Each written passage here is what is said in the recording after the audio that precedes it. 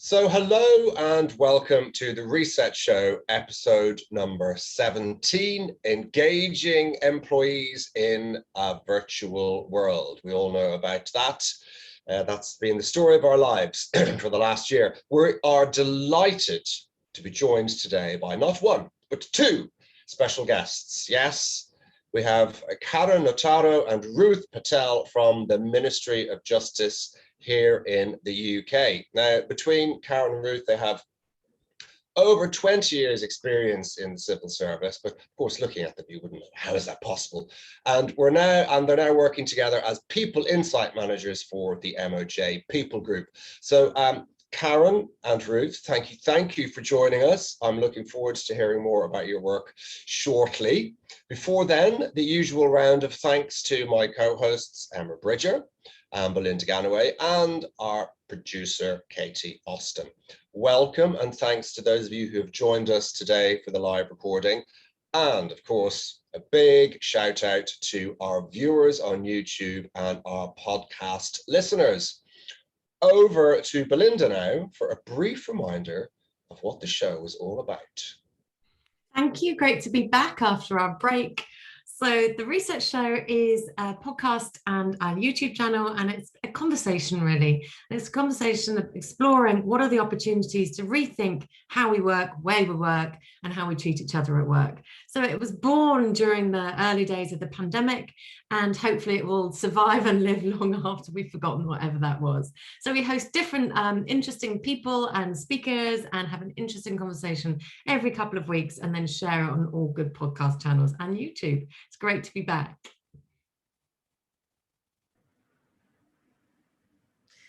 Cool. Why don't we start then by finding out a bit more about you, Karen and Ruth.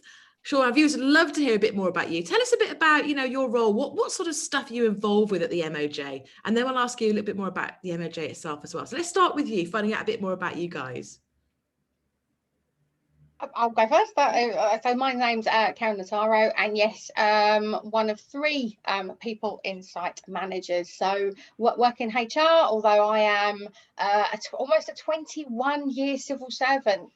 Thinking back to what you were saying, Justin, about I don't look old enough. I think it must be the cocoa butter that I use on my skin that keeps me looking youthful. But I've pretty much worked in an operational background for sort of about 17 years in different departments, and then I took the strange leap into HR about almost 5 years ago, actually, and I have to say I've never looked back. I thoroughly enjoy it because I'm now in a role where I can influence and really help create more good days at work for our people. So we use people survey data to really understand people's experience, what makes them tick, to help put those kind of HR interventions in place to make it better for them. So that's kind of from my perspective. Ruth, what about you? Yeah, so I am a 19-year civil servant now, and but my background's a bit different because my entire civil service has been in HR and the people profession. Entered the Crown Prosecution Service back in 2002 as an admin assistant, and have just moved my way through kind of different employment and people related fields, and until I was really fortunate to get sponsored to do my master's in HR management. And the whole kind of realm of employee engagement and employee experience and kind of that side of things really resonated with me, because every kind of role I'd been in, I'd been really passionate about making work better for people and people having a really good experience at work. So I decided that was where the area I really wanted to specialise in. And I've been always really attracted to kind of the justice realm. So moving over to the Ministry of Justice was just perfect for me. But yeah, as Karen said, we're all about gathering insight about our workforce and then using that to kind of make people's experiences better. And we're starting to embark on a lot of work around personas and the employee life cycle. And we've been working with People Lab on this and following their approach. So yeah, that's a bit about me. Oh, thank you. Thanks, guys. Yeah, really delighted to get you guys on today, because you've got some really good stories to tell. And just a bit of background, I guess. I was first introduced to you guys when we first started People Lab. So it was 12 years ago, and got to work with Karen and Rob Neal, who was there then. And I was hugely impressed, actually, with the work you were doing even back then, because I think, you look at central government body like the Ministry of Justice, feels pretty traditional, I think. But actually, you are doing some fantastic, real cutting edge sort of stuff. And I mean, there's loads of stories we could go into, right? Because you've done lots of great work. But in particular today, I wanted to focus on this engaging in a virtual world, because I know when we all went to lockdown, 23rd of March, 2020, it was a huge deal for an organisation like yours. So why don't you just tell us a little bit about what happened then? What was it like working in the MOJ when you went into lockdown, and what were some of the initial changes you had to make? So obviously, you were quite right about us being traditional. I mean, Emma, you were obviously involved with us when we first started the Engagement Champions Network back in the day, when we had like one event a year where we brought everyone together to kind of share best practice. And the network has just grown and grown and grown and grown. But traditionally, we've always done face-to-face events. But then, obviously, COVID happened. It was like, right, okay, we can't do this anymore. So what can we actually do? So we'd actually done a learning survey. Actually, Ruth, do you want to talk a bit about the learning survey before I carry on?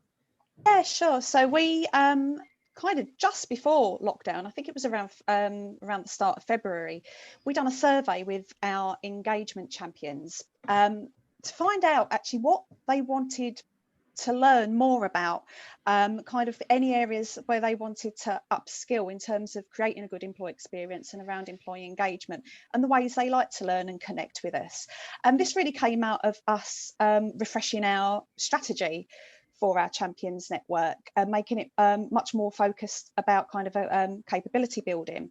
And what we found from that survey was a lot of people were saying that they really liked learning from us and learning from their peers, and the kind of more traditional things in terms of maybe looking at some resources we'd signposted who were great, but they didn't really have the time, or they'd forget to do it because they've got really busy day jobs.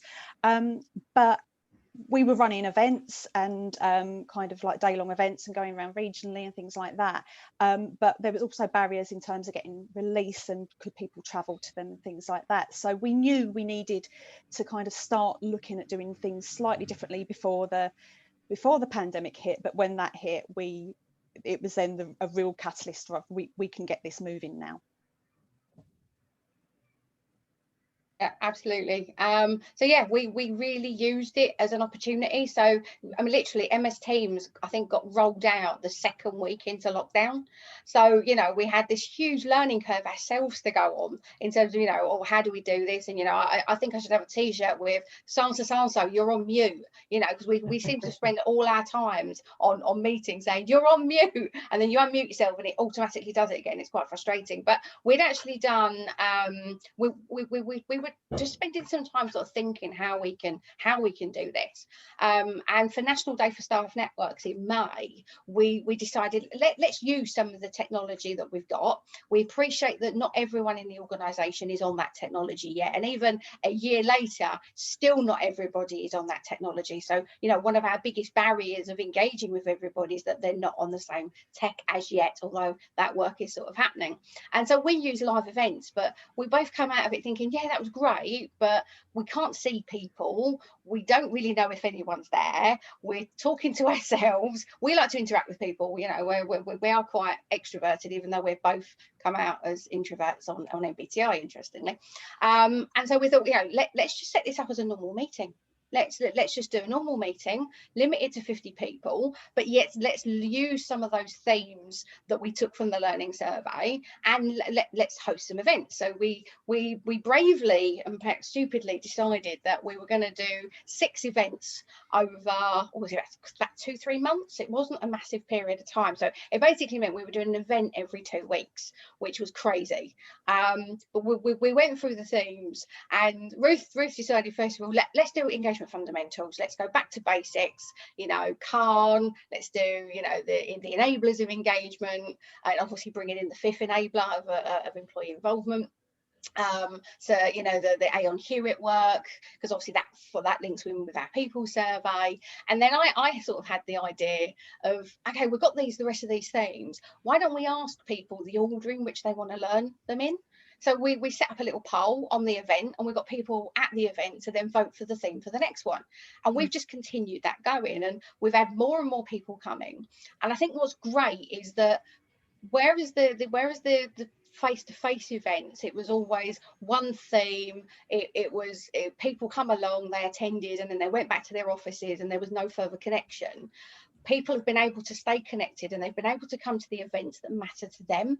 So if they're interested in something on influencing and persuasion, so we've seen different audiences at each event. So our outreach has actually been better than what it was when we were doing things face to face. So that was a big sort of learning opportunity for us. But when we've brought in external speakers, so we had someone from the Ministry of Defence actually come along and talk about, someone in comms, to talk about effective communications. And he started his section by playing a song on the guitar, and it was amazing, which Ruth didn't know anything about. I'd kept that as a little bit of a surprise for Lovely her. surprise. That was great. And we've also had, someone had said, it'd be great if we could find out what the impact that COVID's had on engagements. It's like, right, let's go away. And we found someone to come along and sort of run that event for us. So we've been learning as much as the kind of champions have been learning. Ruth, anything else you want to add from your side on that? Yeah, I think it's, we're obviously a network, and I think it's just brought the network closer as well, because before, people would really meet each other at the events. They might we'd had an online collaboration hub, but it was you could post something in a chat and ask people for help, but it tended to be the same people who would use it because they were comfortable with using it.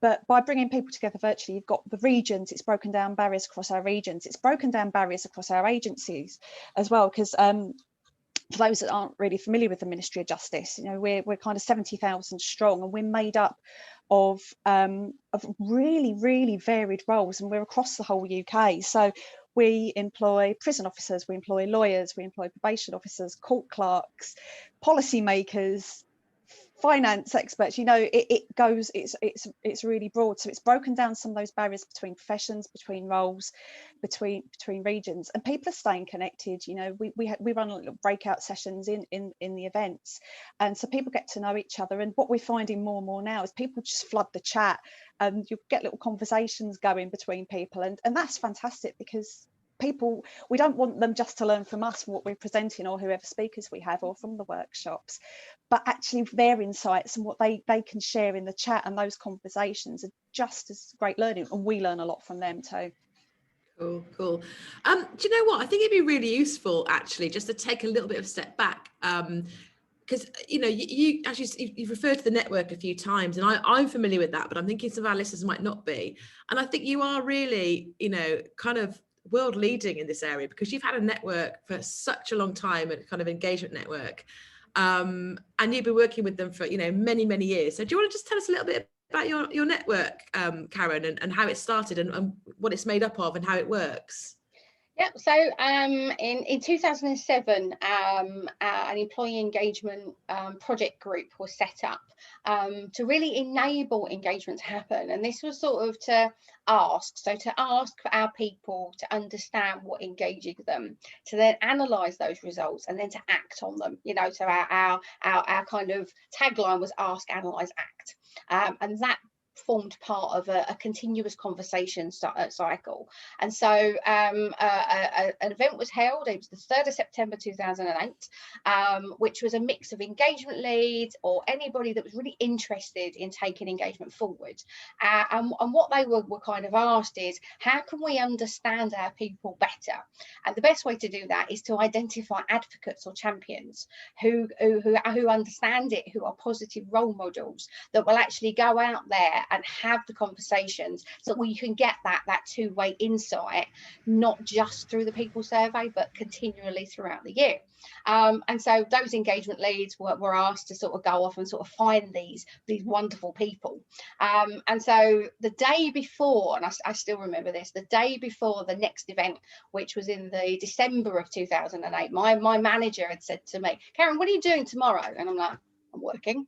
And she's like, no, I want you to go to this thing at Petit France about engagement. And I thought, okay. So I was in courts at the time, very operational. And I went along thinking, oh, it's just going to be courts people, probably about 20 people, half a day. No, 100 people, whole day event, people from across the department. And the then head of the network, Rob Neal, and Richard Mortimer, who headed the survey up there, had done this whole event, and it just piqued my interest about engagement. And I thought, I really want to find out a bit more about this. So I went away and I did a bit of research. And then there was a next event in March, which was in Manchester at the Civil Justice Centre. I still remember it. And at the end of that event, Robert asked, we want some people to sort of help plan the next event. So I thought, I'm going to get involved in some of that. And so between us, we just continued to take the network forward. So we grew it in numbers by holding events, by having conversations with people about how important engagement actually is. We grew it and we grew it. We created tools. So we created something called the Engagement Compendium, which has got 300 hints and tips in it to increase engagement on each of our core survey questions, and that took 3.5 years to write. There was blood, sweat and tears involved in it, but it's awesome. And actually now that document is actually used across civil service as best practice, which is fantastic. In fact, we are refreshing it for this year actually. But then the network continued to grow, continue to find more people in each part of the organisation, and it's really organic now in the fact that when champions step down because their jobs change or they move on, they now identify their replacements. So it's absolutely fantastic. And we've gone from 100 people at that first event to now 1,000 people across the departments, 1,400 people, and then taken into with other government departments. So we have conversations with other civil service departments and we say, well, look, we're doing this, let's not reinvent the wheel, let's actually go on this journey together and share some of that best practice. I love it. It's such a great case study. And I think, part of the reason that we really wanted to get you onto the show is obviously because we think you're great and you do some great work, but I think it's really easy to look at the kind of classic sort of tech companies, Silicon Valley style companies who are doing this engagement in a virtual world. But, as you said, you're quite a traditional company and you're doing it, you're making it happen. So what do you think are your key learnings? What's worked really well? What advice would you give to other companies looking to kind of grow a network like you've grown it and engage people in this new virtual way of working? I think for me, especially with moving into kind of the virtual way of working, is don't be afraid to rip up the rule book, try things. If it doesn't work, adapt it, learn from it. It's because that's basically what we've done. I mean, we've kind of mentioned some of our barriers we have with technology. I mean, for example, we'd only just got MS Teams. It was gradually being rolled out. We've got people on different versions of it at the moment. We have a big chunk of our workforce who, as part of the nature of their role, won't be accessing IT very frequently at all. You think of a prison officer on the wings, so they don't have that access. So I think the instinct would have been, this isn't going to work for us. We can't do this. But we thought, well, we've got to try. We've got to find a way to make it work. And we've kind of done it by actually admitting and being really honest up front that we're finding our feet together when we've run events or anything, that we keep things quite informal, we're understanding. We're seeing people in their homes, we're seeing some people in their offices, but the office is a bit of a different environment now. It's not the place they're used to, and we try to kind of keep it quite relaxed so it works for people in the way they want it to work. We and not be afraid to try something new. Okay. Yeah, I love that. That's really interesting, isn't it, about this sort of almost, we've talked before about the level playing fields that the pandemic's created, in that we're all figuring this out together. And I think that's a really refreshing place to be, right? When you go, hey, none of us have been here before. It's completely new to all of us. We've all got some ideas and thoughts on what might have worked in maybe slightly similar scenarios previously, but this is brand new, right? So I think there's something really lovely about being able to be really open and honest about the fact that we're figuring this out together. And people really, they relate to that, don't they? I think, you know? Oh, absolutely. And it was quite interesting. We ran our most recent event. It was only yesterday, and we've used a new tool. We do kind of little polls and votes and things during some of the events, and it was the first time I was using the technology. Karen's kind of a bit of a whiz with it. I'm not so much, and it just went wrong for me. I shared my screen, a different screen popped up with a QR code, like this isn't what you're meant to see. And, you know, there was then back and forth between me and Karen, and we got it working in the end. But it was just, people could see, we was just admitted it, you know, that, you know, this happens to the best of us. It just proves that, you know, we're not all perfect, we're not experts in absolutely everything, and it's absolutely fine and it's absolutely okay, and it happens to the best of us. So yeah, we try to kind of reinforce that and not kind of get panicky or that, and actually just make light of it, of these things happen. Definitely.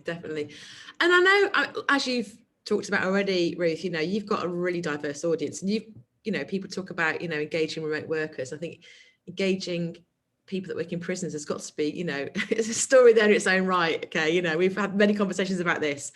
How has it been over the last 12 months in terms of, you know, and I'm not asking you to share any kind of, you know, details or figures, but, you know, what have you found has worked to help engage your audience, some of whom are quite hard to reach or quite inaccessible? I should say they can't have IT and tech because of the nature of their job.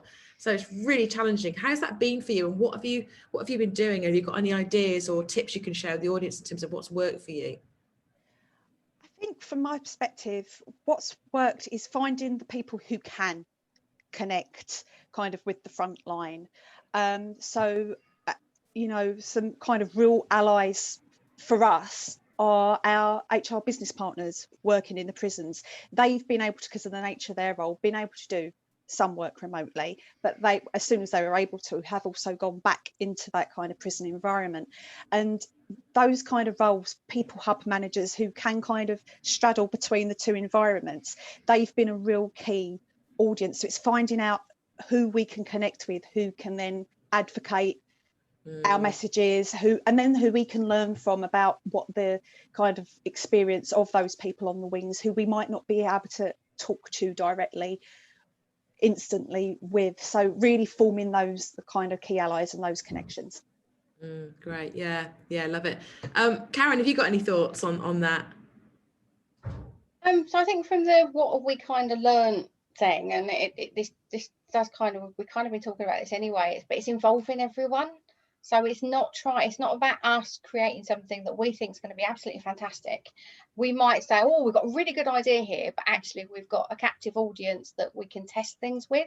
And they might turn around and say, yeah, that's great, but that's not going to work in this environment, or we might want something different for this. So it's the fact that we're not afraid to go out and ask.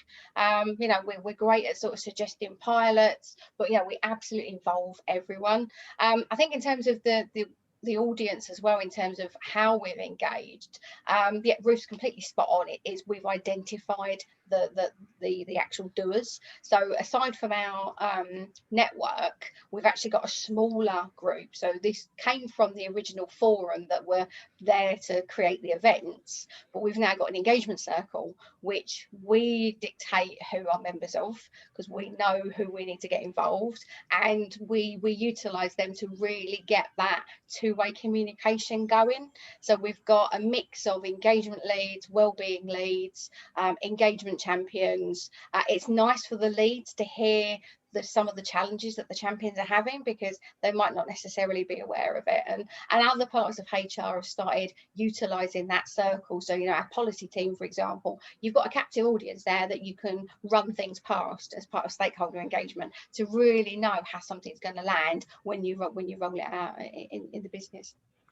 Yeah, great. And something just occurred to me in terms of, you know, the role that you're doing, as you say, has kind of changed over years, and now you're part of the insights team. So And I know that you'll be challenged on this, but what insights are you using to measure the success of these events that you're doing, or the work that you're doing with the network, and how are you measuring success, and how's it going? So interestingly, Ruth and I had this very conversation yesterday following the event. And there's no formal measurement in place. I mean, you know, we could do a survey if we chose to. But our success is the fact that we're now on event, we've just done event number 14. We've got 15, 16 and 17 already in the diary, and the themes are chosen. The fact that people are attending, the fact that people want to be involved is our measure of success. And we're getting more and more people want to come along. So you know, a few people have said, oh, I've not been receiving this, can you add me to your distribution list? I've only just found out. We've started recording. Well, we were recording all the sessions anyway, but we've now got a streaming channel that we've set up on Teams where we upload all of the videos. So if you can't attend, or if your connection drops out, or if your kid runs in and throws socks at you in the middle of the session, don't worry, because actually it's all recorded, so you can catch up and watch it again afterwards. So that's something well, for me anyway, that's what I would say is how we're measuring it. Ruth, what about you? Yeah, so I think it's really hard, because it's, you know, with anything in terms of trying to improve kind of employee experience, we've got data through our people survey, we've got data through pulse surveys and this and the other, but we can't make an actual direct tangible link if scores go up and this and the other, because it's because of our events and our network. But we kind of have been getting feedback through parts of the business coming to us now saying, oh, we've just found out that this is happening, or that this network exists, we didn't know this, and we want to do something around, say, building purpose and resilience with our leadership team. Would you guys be able to come along and do a special session for us? And it's kind of the fact that there's been more exposure, that's kind of word of mouth seems to be happening, that we know something good must be coming out of it, because there's certainly conversations going on that we weren't aware of, and we're getting approaches. So yeah, and I think that's really wise, because I think sometimes you can overthink the measurement stuff, can't you? And you can put together a really clever, you know, in-depth psychometric survey, but actually the fact that people are showing up and they're asking for it in itself is great qualitative feedback. And it's just as important, you know, people engaging with what you're doing is just as important and powerful as people ticking a box and say, yes, that was a good use of my time, whatever it might be. So I think that's very, very wise. I'm going to open the floor now to questions. Have we got any questions coming through, Katie? Just going to demute.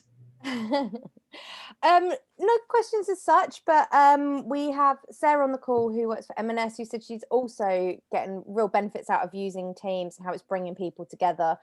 In fact, they actually have a cook along with both customers and colleagues this week with one of the chefs. So again, just another way of using tech to kind of connect people. Yeah. I quite like the idea of bringing employees and customers together as well. I think that's pretty cool. Definitely. B, I'm going to come over to you. Have you got any questions for Karen and Ruth on the brilliant case study they've shared? I have. Thank you so much for sharing. I've absolutely loved listening in. And a couple of things are sort of forming in my head, but as yet a little bit ill-formed. But I think there's something when you said right at the beginning, you talked about, you know, what you found out right at the beginning is that people liked learning from each other. And I think that's one of the things that when we're all suddenly virtual or remote, that we kind of, one would anticipate that learning from each otherness would disappear. But then what I heard, you know, you were also talking about how there's something about putting your learning into a virtual space is actually giving people more control over what learning they want and what they engage with. And also just something about the chat, it's such a tactical thing, but the fact that I suppose it's that side chat or conversation that might have, if you're in a traditional training environment, that side chat or conversation might happen in 2s or 3s, but actually be invisible to you as the organizer. So having that chat visible, giving people more control. And these are all things that I think are they feel to me like unexpected benefits of doing our learning and our connection virtually. So it's not really a question, it's just an observation. But yeah, I'd love to hear your thoughts on that observation, on what I've missed and what you can add to that. Yeah, no, it's the chat has been really useful because we learn more about what's important to people through the kinds of things they're saying and discussing. I think one of our it was at I think our engagement fundamentals, our first event, and we were talking about kind of different approaches and different theories and things like that. And somebody mentioned in the chat, is it any different for engaging volunteers as engaging employees? And we kind of reflected back on that and thought, we work with a lot of volunteers in the Ministry of Justice. You know, we work with voluntary judicial appointments, kind of people on in tribunals. You know, there's actually a magistrates, you know, people are kind of connecting with them, even if it's not necessarily kind of managing the volunteers. There is a lot of interaction with them. And that kind of made us reflect and think, okay, what are the different nuances here? Because are there different motivations for people who volunteer than not? So that helped us shape a whole future event. We done a whole event on working with volunteers. Great. So I think from my perspective on that one then is, and thinking about your point, Belinda, about those little conversations. Actually, when you're facilitating something face to face, as a facilitator, you tend to stop those conversations because it's actually distracting. So I know when I've run, I'm a scout leader, you might see from the necker that's hanging behind me, and my role is actually around upskilling our adult volunteers and some young leaders to sort of kind of be able to do their roles. And, you know, I will always stop those conversations taking place because it's actually distracting and taking it away from the front lead. But actually, we've turned all of our scout training online as well and done it all virtually. And now that those chats, it's perfectly fine, and we're learning more from it. So I think that's one of the huge benefits of being able to deliver a learning experience in a virtual way. Just so interesting, so much food for thought. I'm in the middle of designing a learning program at the moment that's gone from live to virtual, and I'd never really thought about the power of that parallel conversation to really feed into that self-directed learning. I've thought about it from an engagement perspective, but not in terms of what we as organisers can get from it, and also just the ability to allow people to influence the learning, you know, which is what we all want people to be able to do, isn't it? Take control over their learning, and that's such a powerful tool. Thank you so much. Yeah, it was a light bulb moment for me. Yeah, sorry, go Justin, go for it.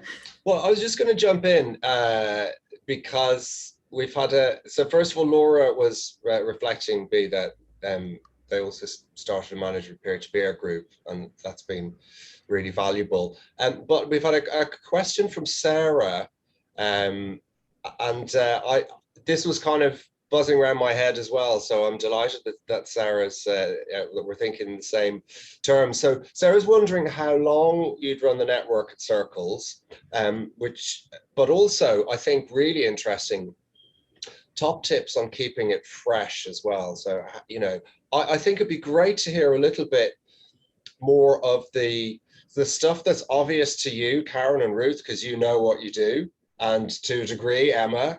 But for those listeners and viewers who don't really know what would a typical event look like? You know, what form does it take? What happens before and during and after? Give us some insight into some kind of top tips, so that if anyone who's watching or listening thinks, "Oh, I'd like to do something like that myself," they have some sort of starters. If that would be okay, I'd be delighted to hear from you both. Yeah, sure. So Ruth, if I took the network and you took the circle, that probably makes sense because of the length of time we've been involved in both. So network's been going for 12, nearly 13 years now. And in terms of keeping it fresh, we've adapted the strategy every few years. So 2008 to 2016, which was actually when I took it over as the kind of lead before Ruth joined me, it was just a once a year big bang event, always themed. So we had themes from, you know, the Olympics. We were really lucky in 2012 that we actually had someone who was part of the opening ceremony who came along and reenacted some of that opening ceremony. We did an event that was all based around Formula One, because someone in the forum had listened to an interview by David Coulthard talking about the racing line, and we're like, oh, you know, the racing line is the optimum way around the racing track. So, you know, engagement is the optimum way around the organisation, and what's the vehicle that drives it. And so that became the theme. We also did one around Airbnb and cabin crew, and people to this day still remember when I was dressed up as a Virgin cabin crew. So, you know, that was what that was. And then, but by the time we got to 2016, the network was too big. So it was about 700 people at that stage, which, you know, to try and get all of those people in a space is going to cost you an arm and a leg. And we know we reviewed the people that came to the events, and it was the same people coming. And as Ruth mentioned earlier, the challenges were being released, particularly if you're at the other end of the country, to fly down, hotels, as well as the time taking you away from the business and doing your work. So my colleague and I, Shirley, who I was working with on the network at the time, we decided to hit the reset button on it. And changed it. Instead of doing one event, we did 8 events, which we did regionally. So we went to them. So it was only the 2 of us traveling instead of over 400 people traveling down to us. And we done events in different parts of the organisation. So we did events in prisons, we did events in courts, so that someone who worked in a court could go into a prison and actually see what it's like. So, you know, and that was quite good as well. So we did that for a couple of years, and then when Ruth joined, again we carried that on, and then we decided, okay, we need to look at the champions. We need to look at what they know about engagement. Where are some of their gaps? And that's when we then took it into the capability build space to help people understand what engagement is. And so we developed with the champions. So we did this in 2018, I think it was, Ruth. We went up and down the country, started in Dorset in January. We've got a whole story around bag ladies that we can save for another show. And we started with a blank sheet of paper on an assessment tool. And by the time we'd done the event in June in Edinburgh, we had a tool that people could use to self-assess what their understanding of engagement is, and then a practitioner's guide that sits alongside it to help them build their capability. And then we, you know, our strategy was then to do North and South, but obviously COVID hit, and that's when we went virtual. So that's how we've sort of developed the network and how it's changed over time. Ruth, do you want to talk about the circle? Yeah, so our engagement circle's been going, I think our first meeting was September 2019, and it was in a room in our offices in Docklands. And then we had another one just before lockdown in a room in the same place in February last year. And that has become virtual as well, very much like our events. And we think it's been a really good opportunity. So it's quite a new, fresh thing anyway, but we think, you know, where we have been able to make it virtual and not everybody has to travel or be in that room together, has given us a bit more flexibility with how we run that circle. So what we're able to do now is kind of really mix it up. So we've got a very varied agenda every time. Me and Karen will give updates on things that might be going on kind of with our engagement strategy, or say the surveys that are coming up, or some research we're doing. But it's given us that opportunity to bring other parts of the business to come and talk to the circle, because they now don't have to give up however much time to come and visit a group of people, not knowing if they're going to turn up and only 2 people have arrived, something like that. We give them a slot on the agenda, and then they can kind of talk about planned approaches to policy work, or ask for feedback, ask this group of people how it lands. So we vary up kind of guest speakers, or kind of the types of things we're going to talk about and address that day. And we keep it all very I mean, me and Karen don't actually talk very much at any of these circle meetings. It's very much that opportunity for people to talk together. So we don't really, we say we dictate the membership, but we don't dictate kind of how the sessions are going to go and run. So I think that keeps people interested and wanting to join them. And in terms of the format, I think with the engagement events, the learning events we've been running, I mean, we've tried to keep them kind of quite mixed up, so it's not just myself and Karen running them, that we've brought in the guest speakers.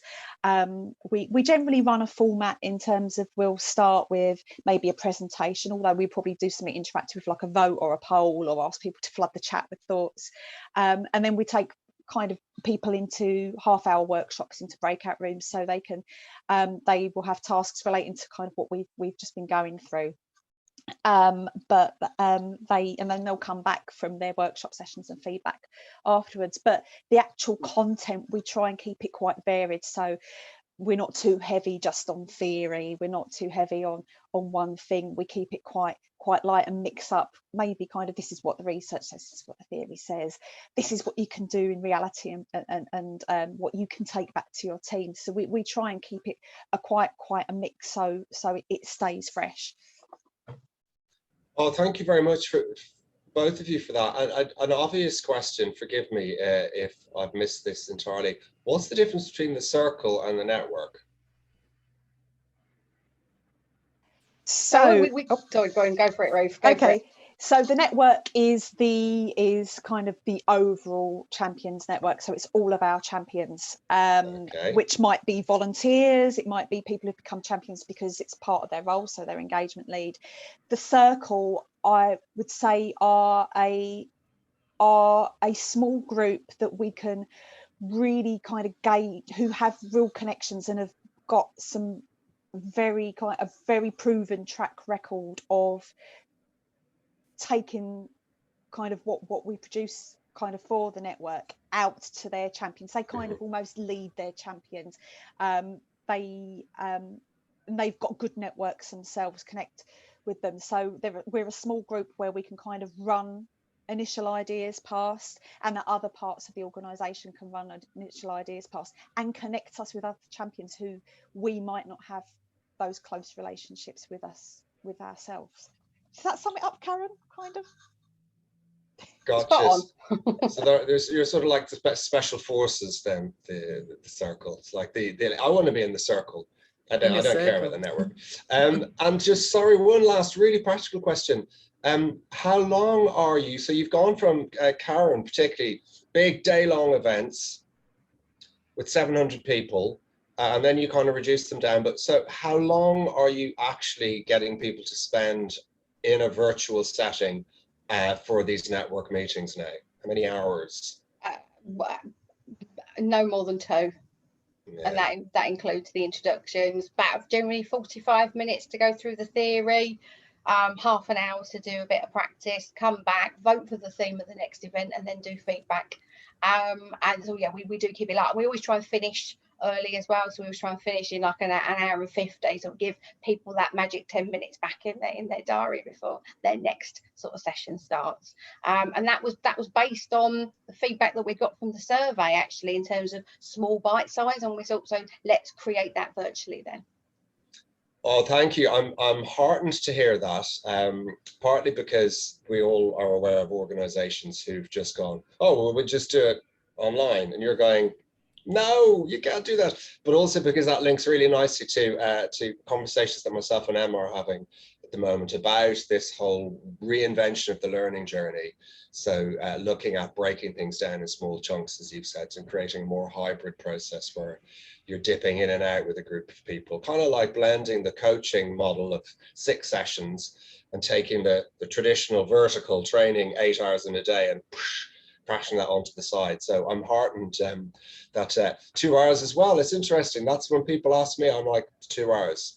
I don't know whether there's any scientific research proving why it's 2 hours, but that seems to be working, doesn't it? Any more, and it's a bit of a stretch. Any less, and it's a bit tight time-wise. Thank you both. I've hogged the limelight enough. I'm going to hand back over to Emma.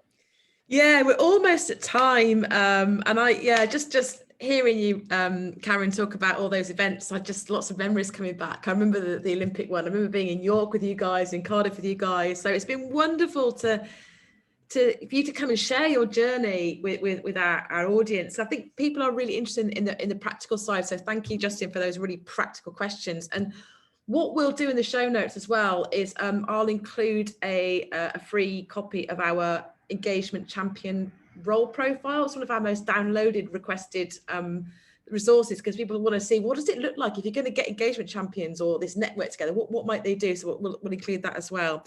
And just kind of a final thought for me, and one last question for you. I was doing some read this week actually about, you know, inevitably working in a virtual way has kind of decreased our social capital, i.e. we're not having the connections, the water cooler conversations. But what I love about your case study here, or your story, is that you found the opposite. You found that people are connecting more. So it's really great to find examples that kind of buck the trend and make you go, hang on a minute, let's just not accept that as a truth, because there are organizations who are finding that, you know, your story illustrates that working in a virtual way has actually helped to, you know, improve the effectiveness of the network. You know, so there's more conversation, people are getting involved more. So I really love that, because it's sort of saying, actually, it doesn't have to be this way. And we're not saying that one's better than the other. We know it's much more complex than that, but it just shows, if done in the right way, you know, working this virtual way can have some real advantages.